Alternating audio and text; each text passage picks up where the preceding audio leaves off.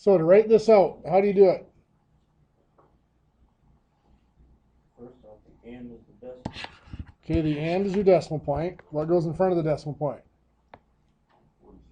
47. So 47 and. Now, how the 92 thousandths, a lot of people make a mistake because they just start writing 92 and then, well, it's thousandths, so you got to put a 0 there. What you need to do there is you need to find the thousandths place. Tenths, hundredths, thousandths, right?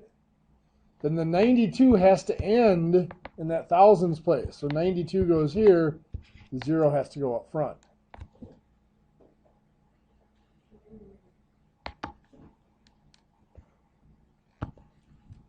Make sense? Okay. Do anybody have any questions off the homework from yesterday?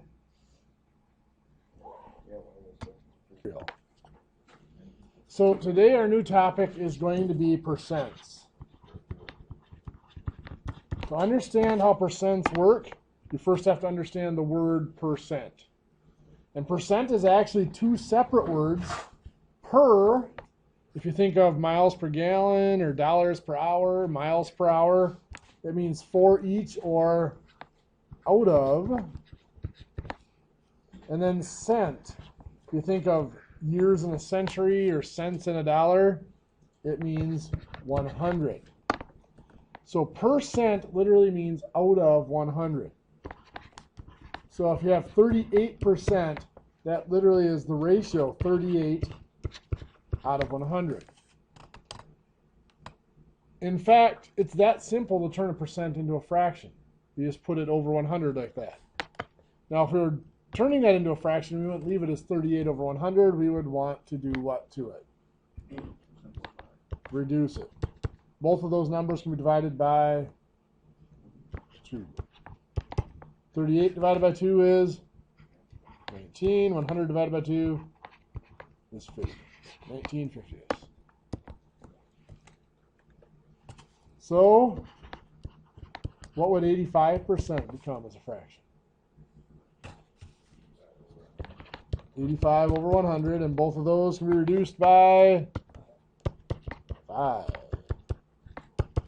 giving us 17 over 20. How about 228%? What's that going to become as a fraction? No, percent is always out of 100, so it's still 228 over 100. But you can see it's bigger than 1 now, isn't it? It's a mixed number. It makes sense because 100% is a whole thing. That would be 1. 228% is got to be bigger than 1. So 228 over 100, I would go ahead and I would make this into a mixed number first because it's really easy to take hundreds out of something. How many whole objects do we get out of this? 2, with how much left over? 28 over 100. Now I can look at it and say, well, I can reduce that 28 over 100 by doing what? Divide by 4. What's 28 divided by 4? 7. What's 100 divided by 4? 25. Are we done? Got to remember the 2. 2 and 7/25 is what that becomes as a fraction. So what about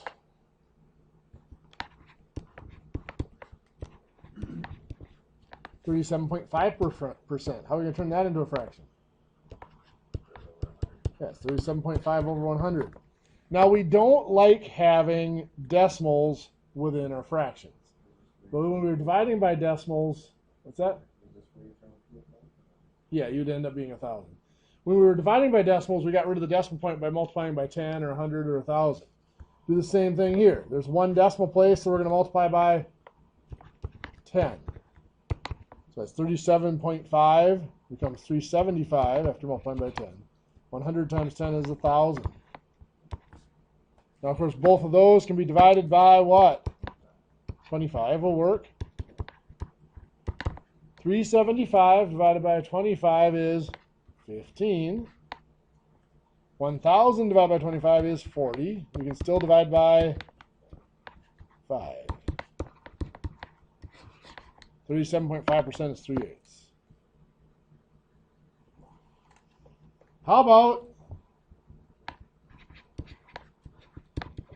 36 2/3%? You know, if it was 36 and a half, we'd just change it to 36.5 and we do the same thing as we did up above. 36 and 2/3 we can't turn into a decimal. It repeats forever. Right? So, it's going to be 36 and 2/3 over 100. Well, just like we didn't like having decimals within our fractions up here, we don't like having fractions within our fractions. There are two ways we could handle this. One is we just get rid of the fraction. How do you get rid of a fraction? Well, you multiply by its denominator. So this has a denominator of 3. If I multiplied by 3, I'd get rid of it. But I'd have to multiply the bottom of the fraction by 3 as well. So 100 times 3 is 300. I'd have to change that to an improper fraction. So 36 times 3 is 108, plus 2 is 110 over 3, right? Times, how do I multiply by a whole number? Make it 3 over 1. Cross cancel the 3's, gives me 1 and 1. So I have 110 times 1 is 110. 1 times 1 is 1. So that's just 110. So I have 110 over 300, and both of those can be reduced by 10. Very good. So I get 11/30. The other way I could have handled that is I could have just said 36 and 2/3 over 100 is 36 and 2/3 divided by 100 and divide that out. I'm going to get the same thing. 36 and 2/3 is 110 over 3. 100 over 1, I'm going to multiply by the reciprocal, so 1 over 100. I get 110 over 300, and I reduce it. Or I could have cross-canceled before I multiplied, either one. Either way, I'm going to get 11/30. Any questions? Time for you guys to try a few.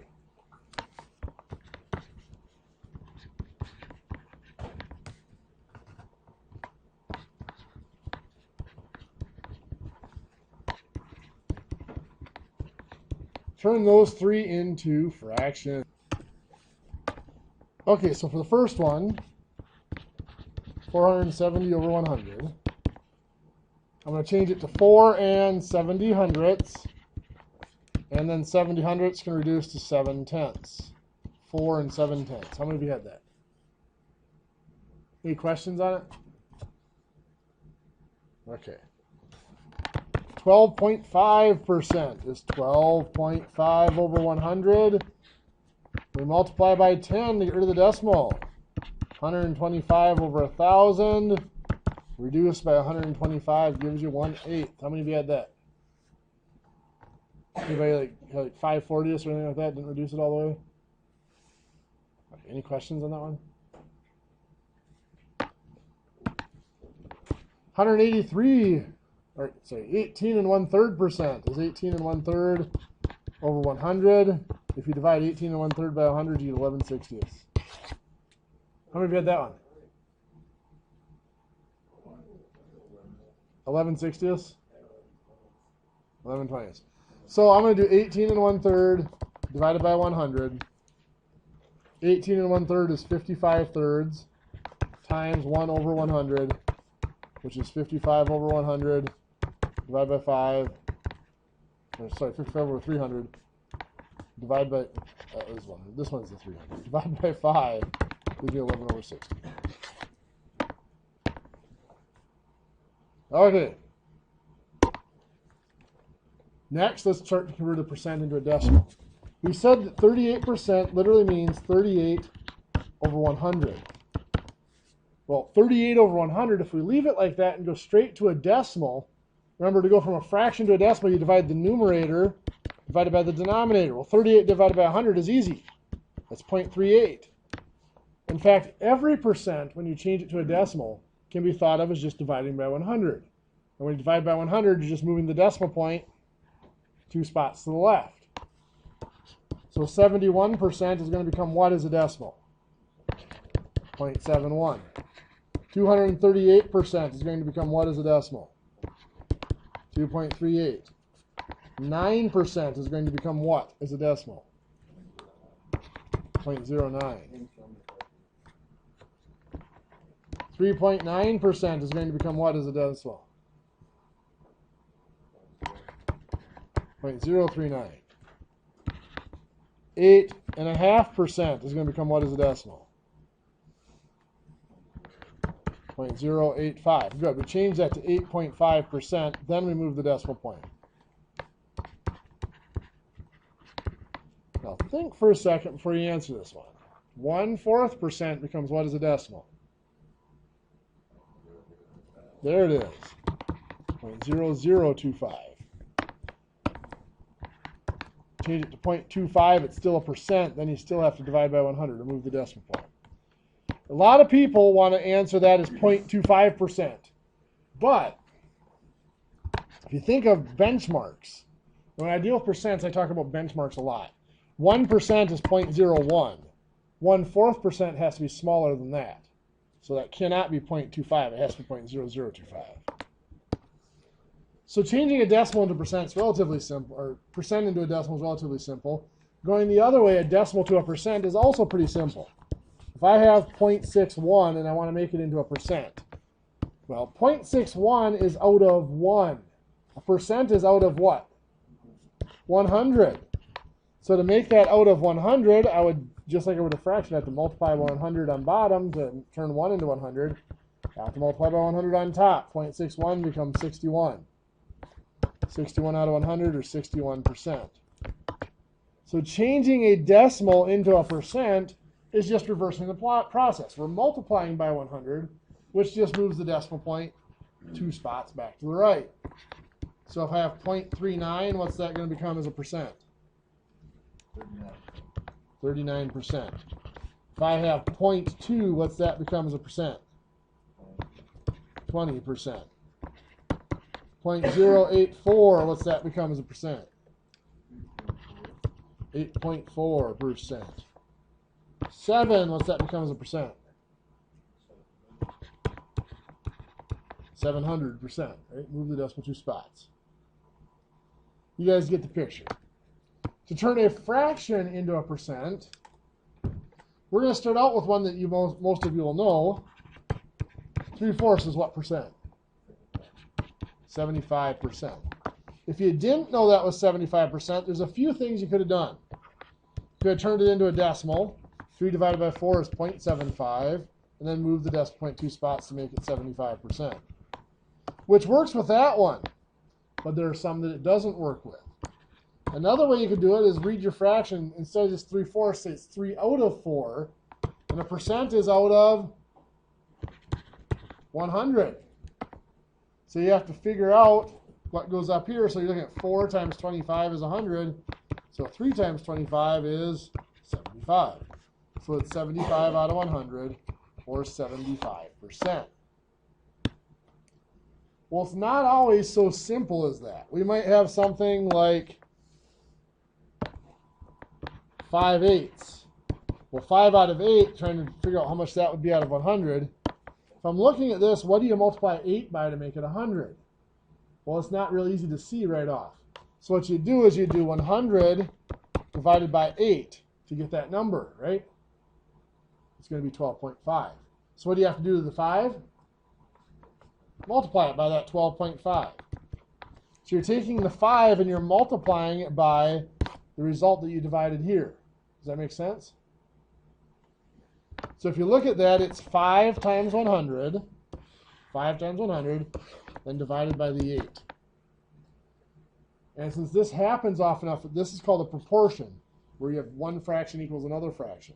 Since this happens often enough in math, we kind of defined a shortcut for it, which is called cross multiply and divide.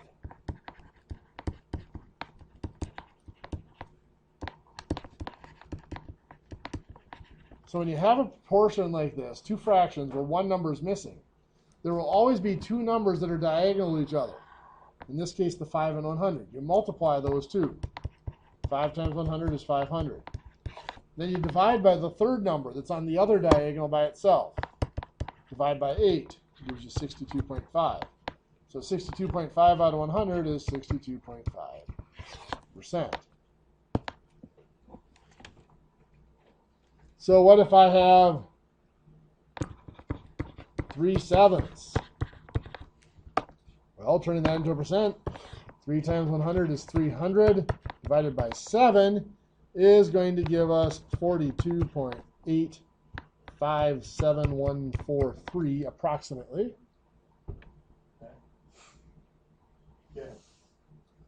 So if I tell you to round, give me that percent to the nearest hundredth of a percent, what's it going to be? 42.86%. Good. So we can convert percents into decimals or fractions, and we can convert fractions or decimals back into percents. Now, I mentioned benchmarks. I want to talk just a touch about benchmarks right now. If I have the number 2,800, 10% is just 10 out of 100, or 1/10. So 10% of 2,800 would be, what's 1/10? 2,800. 280. 1/10 is just move a decimal point one spot, right? 1% is 1 out of 100, or 1/100th. So if I wanted to find 1% of 2,800, what would it be? Move it over 2 spots. It would be 28. Why is this important? Well, let's say I ask you to find 21% of 2,800. You could go into a big calculation, find it, or you could just say, hey, 21% is 10%, 10%, and 1%. That makes 21%.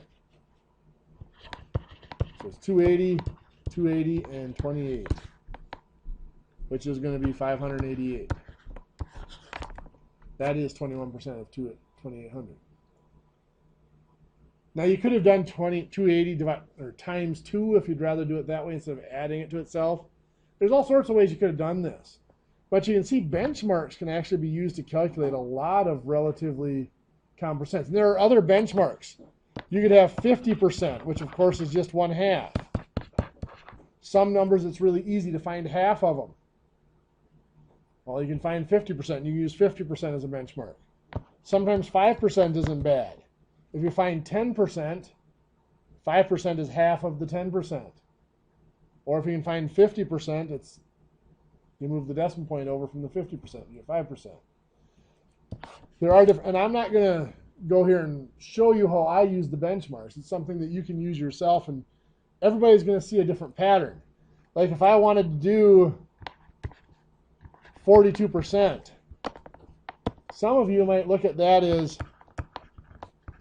4 10% and 2 1%. See it 42%. Others might look at it as 50% minus 10% and then add the 2 1%. Does it make sense? Kind of? I mean, I'm not going to do a lot of this here because we're short on time and I want to make sure you guys have work time. But the benchmarks can be used to calculate some pretty complex percents. But here, let me do one example. Let's say find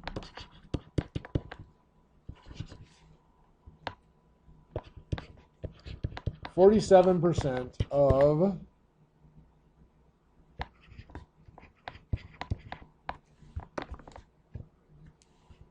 let's do 47% of 3,600. Well, 47%. There's a lot of ways you could think of that.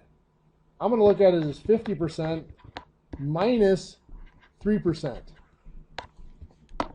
And my 3%, of course, is going to be 3 1%. 50% is just half. What's half of 3,600? 1,800. 1,800, yeah. What's 1% of 3,600? I'll move the decimal over 2 spots. It's 36. And I need 3%, so I have to multiply that by 3, which is 108. So 1,908 is 47%. I could have done that as 10% times 4 plus 5% plus 2 1%, right? You're very correct. I should have subtracted it. You are right. Thank you. So that'd be 1692. You're absolutely correct. So So 10% would be 360. Times 4 would be 1440. 5% is half of the 10%. So it's half of 360. 180. 1% is the 36. Times 2 would be 72. I add that up, I get 2, 9, 6, and 1. So there's a lot of different ways I could build 47% by using just 1%, 10%, 50%, and maybe 5%. Now, next class, next Tuesday, we're going to look at how do you calculate it exactly without having to deal with that. But I just wanted to show you that because for some people, they get hung up on the calculations. You can at least go back and get a quick estimate. At the very least, I would look at this and say, hey, half of 3,600 is 1,800. I'm expecting an answer just slightly less than 1,800. I should have caught my mistake here because I know 47% has to be less than half. I should have caught that, but I wasn't paying attention and I didn't. So good catch. So anyway, for Tuesday in your book, page 79 through 80. 1 through 81, the odds. Remember, do the first few. If they're easy, skip ahead.